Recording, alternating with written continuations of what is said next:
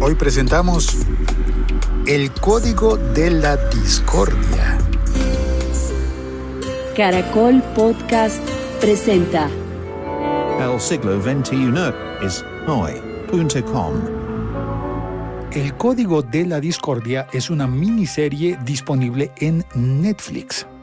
Habla de una empresa de programadores que diseñó un software en 1994 en Alemania y que muchos años después demandó a Google. Es una serie que nos recomendó Javier Yáñez en el grupo Telegram del siglo XXI es hoy. A partir de la recomendación de Javier, yo vi la serie, la vi completa. Son 4 episodios de aproximadamente 1 hora cada uno. Se completan 4 horas de contenido. El hecho de dividirla en 4 segmentos me parece que fue un gran acierto. Originalmente, la serie se llama The Billion Dollar Code y se trata de una demanda. Es una serie que está con las transcripciones del juicio que llevó una compañía alemana en contra de Google. Como habrás notado, grabé este episodio podcast en 2 instantes. Uno en mi casa, en tranquilidad, y otro en la calle. Me gusta, cada vez que puedo, salir y grabar en medio de la ciudad. Que se note que estoy vivo y que se note lo que he aprendido. Porque de esta serie he aprendido mucho. Y por eso es que vengo aquí a corroborar la recomendación de la serie. Al menos yo prácticamente saqué una libreta y fui anotando las cosas que iba aprendiendo de la serie. The Billion Dollar Code. El código que valía millones, se podría traducir literalmente, pero que al menos para América Latina está como el código de la discordia. Está hablada en alemán y en inglés, subtitulada y también doblada. Y voy a contarte lo que aprendí de esta serie.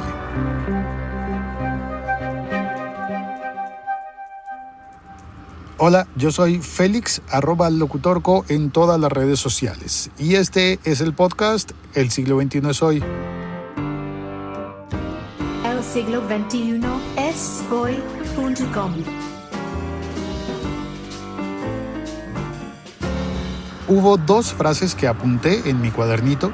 Una de las frases fue: llegamos muy temprano. Llegamos muy temprano. Es una frase atribuible a la compañía Artcom, que es una compañía que nos presentan en la serie. Sería la compañía que terminaría después demandando a Google. Pero en la vida real los nombres han sido alterados. Suponemos que por razones de prudencia, porque pues sí hubo una demanda en contra de Google y esa historia de la demanda se está poniendo en una serie en Netflix, pues Netflix se tuvo que pensar si Google lo iba a demandar. En especial porque por cómo terminó el juicio. Y al final, pues la demanda... Mejor no te hago spoiler, hay personas que ya saben el final de la historia, pero hay otras que no saben el final, entonces mejor no lo digo. Supongo que los productores y Netflix decidieron cambiar los nombres. Así que la frase atribuible a Art, llegamos muy temprano, es una frase que podría ser impactante para cualquier programador, desarrollador, emprendedor. Hay momentos en que el mercado no está listo para una innovación o para un proyecto. A veces uno dice como quien llega temprano y persiste puede lograrlo. Pero a veces el que lo logra no es el que persiste, sino el que tiene los medios. Y creo que de eso se trata la serie, de que Google habría tenido los medios para lograr algo que esta compañía Art habría planteado con mucho éxito, pero no tanto como el que tuvo Google después.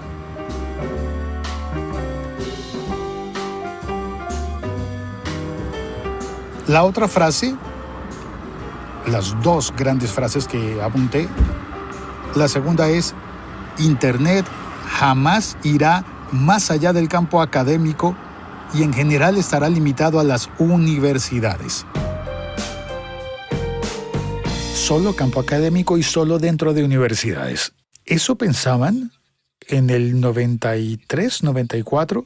Esa frase es atribuible a la compañía Deutsche Telekom, que es, claro, la compañía de telecomunicaciones alemana de ese entonces. Ya te voy a contar un poquito más sobre eso. Ahora te voy a contar sobre los protagonistas.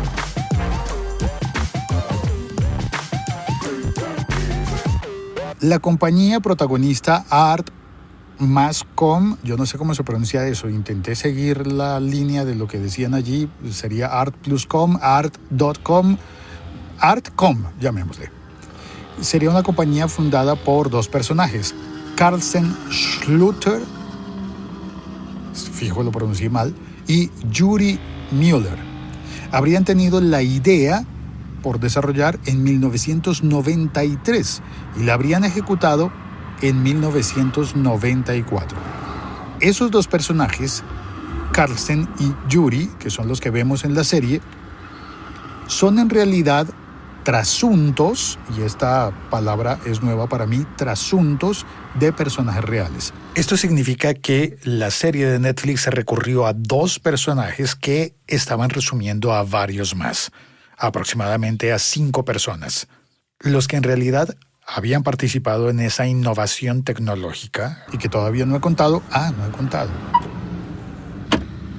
Bueno, pues te cuento ahora mismo. ¿Conoces Google Earth? Pues, según esta historia, Google Earth fue inventado por Artcom, o la empresa representada en esta serie como Artcom. Varias personas en Alemania, en Berlín. Los dos personajes de la serie que representan a toda la empresa, toda la compañía, serían en realidad la representación de un profesor de arte, Joachim Sauter, un artista, Gerd Gruneis, ellos dos como humanos reales fusionados en un solo personaje que se llama Carlsen, y el otro personaje que se llama Yuri representa a Pavel Mayer y a Alex Schmid, que eran pues los programadores, los genios tecnológicos. De esa forma cuentan la historia con solo dos personajes afrontando dos enfoques muy importantes de la empresa, que era arte y tecnología. Si ves la serie, descubrirás que uno de los personajes era artista, era estudiante de arte y estaba en búsqueda del arte con medios electrónicos. De manera que la primera vez que consiguen financiación están pensando en realidad en una exposición. Solo que hay que crear un código, crear un programa para lograr la exposición. Luego el otro personaje le ayuda con la programación. Y hay una quinta persona real fusionada en los personajes que era Martin Silbernagel. Estos nombres mejor te los dejo escritos en las notas del episodio. El caso es que estas 5 personas habrían sido consultadas para crear la serie. Los guiones de la serie fueron escritos con entrevistas a ellos, más la transcripción de 3,000 páginas de lo que ocurrió en el juicio. Ellos contra Google, por la autoría de lo que Google comercializó como Google Earth.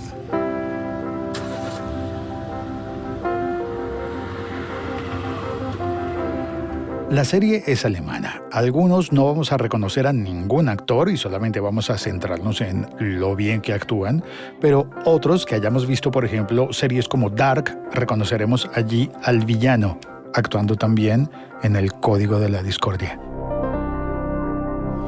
También hay referenciados 2 actores que habrían aparecido en Babylon Berlin y en Deutschland 86, pero yo en realidad esas no las he visto, así que solamente reconocía como, este es el que sale también en Dark. Son grandes actores, por eso yo recomiendo oír la serie en la versión original con las voces originales.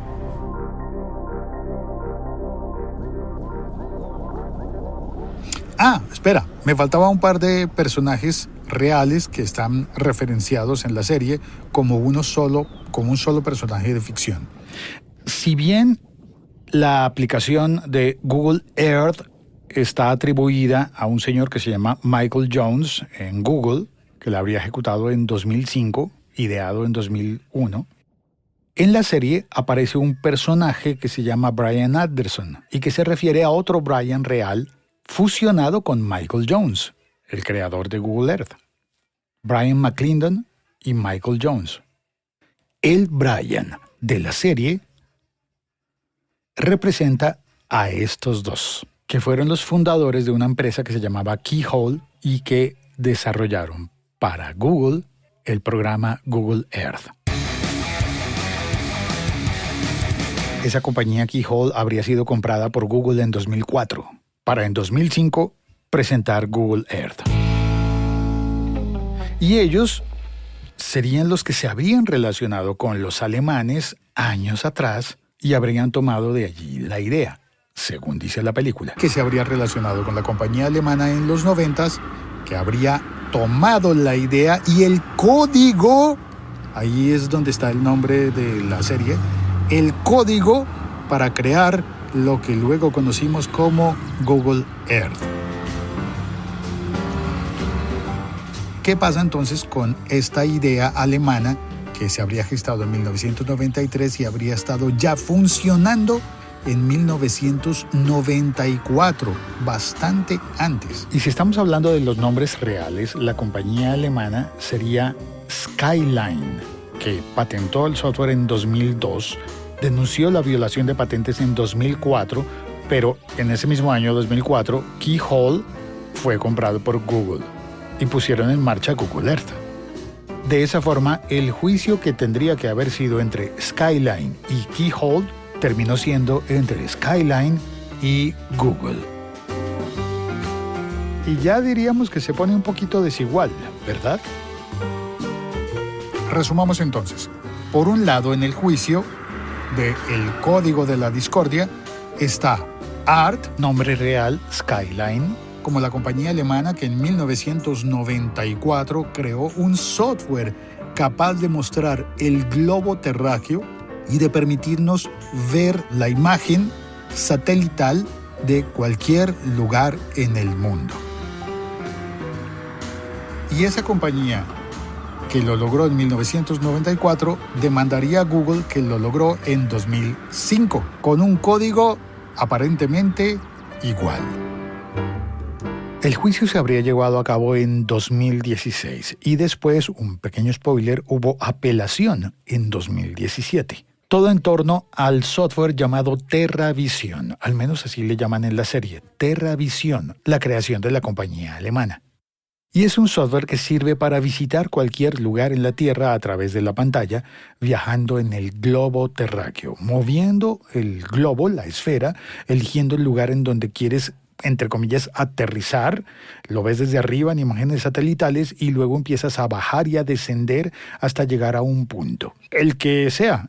En la serie logran hacerlo al presentarlo en una exposición a mitad de camino entre la tecnología y el arte. Lo ofrecen para que las personas interactúen con el software y saben que todo el mundo termina volviendo a su vecindario de infancia, a la ciudad donde nació. Y todo el mundo normalmente trata de buscar esa casa en la que creció, verla desde el cielo. Y ahí ya es donde nos confundimos. ¿Estamos hablando de Google Earth o de TerraVision? De los dos. Lo que es notorio es que no estamos hablando de Google Maps, que parte de mapas, no de un globo terráqueo, no de imagen satelital. Digamos que luego Google incorporó elementos del uno en el otro. La aplicación de los 90s se llamaba TerraVision y hacía lo mismo, solo que había que instalarla en unas computadoras muy potentes, muy poderosas para la época. Google o algunas personas que trabajaban para Google habrían mostrado interés por adquirir la tecnología, adquirir el código de TerraVision para incorporarlo a Google. Se hablaba entonces de adquirir la patente, pero la compañía alemana no aceptó la oferta. Y en 2010 volvieron a tramitar la patente solicitando que Google obtuviera una licencia. Oye, tienes que pagar una licencia por hacer lo que estás haciendo con Google Earth. Obviamente Google no aceptó eso y ellos presentaron una demanda en 2014 en contra de Google por infracción de la patente y pidieron $100 millones. El código de la discordia, pero el nombre en España es el código que valía millones. $100 millones. En inglés, The $1 billion Code. El dinero que podría generar eso es muchísimo más alto que $100 millones. Esa fue la primera aproximación. Esto lo verás en la serie. En el juicio, cuando tratan de hacer el cálculo del dinero que estaría en juego, hay una parte que dice que no hay dinero porque el software es gratuito. Y otra parte hace un cálculo buenísimo del dinero que se podría estar ganando Google por algo que te voy a contar un poquito más adelante. Pero tú vas a decir, oye, la serie se trata de un juicio, vamos a sentarnos a ver un juicio, qué cosa más aburrida. Y yo diría, no es aburrida, pero sí es sobre un juicio. Te voy a explicar. La serie comienza con una secuencia de 1 minuto y 30 segundos que son absolutamente geniales. Como son 4 episodios, lo que ocurre en el primero es basado en las entrevistas que hicieron 6 días antes del juicio. En el episodio 2 tratan todo lo que ocurrió 2 años antes del juicio. Puedo anticiparte que si eres fan de la saga de Star Trek, vas a encontrar unos guiños geniales. Luego, en el tercer episodio es donde hacen una acusación gravísima en contra de Google por una práctica legal ruin. Una de esas cosas que sí son legales, pero son feas. Y es una práctica legal que no voy a arruinártela, pero te voy a decir que tal vez hayas visto que hay otras series y películas que hablan, por ejemplo, de divorcios. Y en los divorcios, un abogado no puede representar a una de las personas que se divorcia si antes estuvo asesorando, así sea en una entrevista, a la otra parte del divorcio. Bueno, pues este tipo de argucias legales, en mi país se les dice leguleyadas, es parecido a la leguleyada que nos cuentan en el episodio 3 del Código de la Discordia. Y finalmente, en el episodio 4, lo que voy a destacar es un concepto que aprendí que me pareció buenísimo, y es The Network Effect, el efecto de la red. Muy explicativo sobre cómo funcionan las grandes empresas de tecnología. El efecto de la red significaría que mientras más tiempo navegas, más información entregas. No voy a profundizar esto para no dañarte la experiencia de ver la serie, pero sí voy a decirte que la serie tiene alusiones o referencias a otras películas y series, como por ejemplo yo me disfruté mucho todo lo que se parecía a Silicon Valley, la serie. Disfruté cosas que se parecían mucho a la película Social Network. Pero además hay una película que te voy a recomendar también, que me recordó mucho a esta serie, que se llama Goodbye Lenin, que habla sobre la reunificación de Berlín, porque todo empieza cuando Berlín del este y del oeste se están reunificando. Y hay unos chicos en Berlín que están buscando la realización de una obra de arte virtual.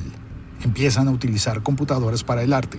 En 1993. Son un grupo de jóvenes viviendo la reunificación alemana que llegan con la idea de hacer una obra de arte virtual a la empresa Deutsche Telekom. Ellos tienen un sueño y Deutsche Telekom, por ese entonces, época de la reunificación alemana, estaban obligados a invertir en propuestas de tecnología. Los chicos llegan buscando financiación para la idea y todo el mundo les dice, eso es imposible. Imposible. Y la gran reflexión es que se empeñan en buscar la forma de resolver el problema que hace la idea imposible. ¿Qué pasa cuando una idea no se considera lograble? Todo el mundo le cierra las puertas.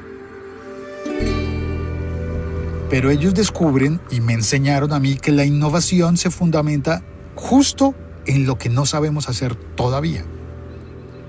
Lo que todavía no tiene solución es lo que motiva la innovación, porque si no, pues, ¿para qué emprenderíamos cualquier cosa? Hay una frase de la película que yo anoté como una gran enseñanza. Si todos los inventos hubieran sido seguros desde el comienzo, no habrían existido. O no serían inventos, serían hacer más de lo mismo que ya existe.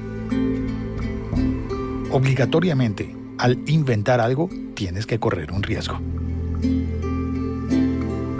Allí ellos empiezan con el proyecto de arte digital que fue patrocinado por la Deutsche Telekom y que se llamó TerraVision. Empezaron a hacer reclutamiento de talento, se consiguieron una supercomputadora para el momento, que era una Onyx SGI, tenía sistema operativo Irix de Unix y todo corría en máquinas de Silicon Graphics. Una computadora que en ese momento podía costar $250,000, $250,000, y que en realidad era el mismo sistema que habían utilizado para películas de cine como Jurassic Park, Twister, para Toy Story. Cogieron esa computadora y allí pusieron mapas e imágenes satelitales, geodatos, fotos aéreas a diferentes alturas para darle al usuario una sensación de vuelo sobre la Tierra. Y eso fue TerraVision. 1994. Obviamente para aquel momento necesitaban unas máquinas así de costosas y solo las podían conseguir con el patrocinio de Deutsche Telekom, de una empresa estatal, con mucho presupuesto. Y el problema que tenían luego es que cada vez que iban a correr el programa necesitaban esa computadora. El sueño era llevarlo a las computadoras de las personas. Obvio, cualquiera que tuviera una computadora en la casa pues no daba ni la 10ª parte del poder que tenía una Silicon Graphics de aquella época. Ahora lo podemos correr en el teléfono, pero pues es que era 1994. ¡1994! Para que Google Earth fuera presentado en 2005, haciendo la misma vaina, lo mismo. Si tú en algún momento de tu vida has pensado en emprender o si ya tienes un emprendimiento, esta serie o esta película en 4 capítulos te va a dar muchísimos datos importantes para emprender, especialmente en tecnología. Por ejemplo, me parece maravillosa la forma en la que ellos eligen al contador, al contable de la empresa. Y si por casualidad tú trabajas programando, escribiendo códigos, tal vez disfrutes mucho la parte en la que cuentan el algoritmo de sistema de coordenadas flotantes. No voy a profundizar en eso porque no soy experto y no quiero arruinar la experiencia de ver el código de la discordia, The Billion Dollar Code, pero ¿qué manera de solucionar un problema? Dividir el problema. Sí, ese es mi resumen. Divides el problema y solo afrontas una parte. El plan es no ganar la guerra, ganar una batalla. ¿Pero cuál batalla? En realidad estás sacando el cuerpo a muchas soluciones que no siempre son obligatorias. Hecha la recomendación, le agradezco a Javier Yáñez por haberla puesto en el grupo de Telegram del Siglo XXI es Hoy. Si quieres entrar al grupo, encuentras el enlace en elsiglo21eshoy.com. Y si quieres compartir este episodio, por favor hazlo añadiendo un comentario. En la red social que quieras, añade un comentario. Muchas gracias. Yo soy Félix y este ha sido elsiglo21eshoy.com. Al final del episodio, aquí añado un paisaje sonoro. Aunque de fondo seguramente oíste el bullicio de la calle de Bogotá, yo estoy grabando adentro del auto, adentro del carro, en la zona de El Salitre. Espero que eso no te haya molestado. Pero más aún vamos a añadir un paisaje sonoro. Este me lo envió C. Carrasquilla, JM. Lo envió por Instagram. Y aquí está. A ver si lo adivinas. No es fácil, ¿verdad? Es el paisaje sonoro de la planta de embotellado de Coca-Cola en Tocancipá, en Colombia.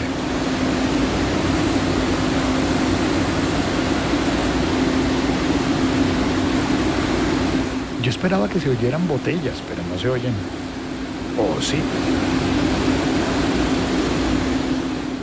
Mil gracias a C. Carrasquilla por mandarnos su paisaje sonoro. Un abrazo para él.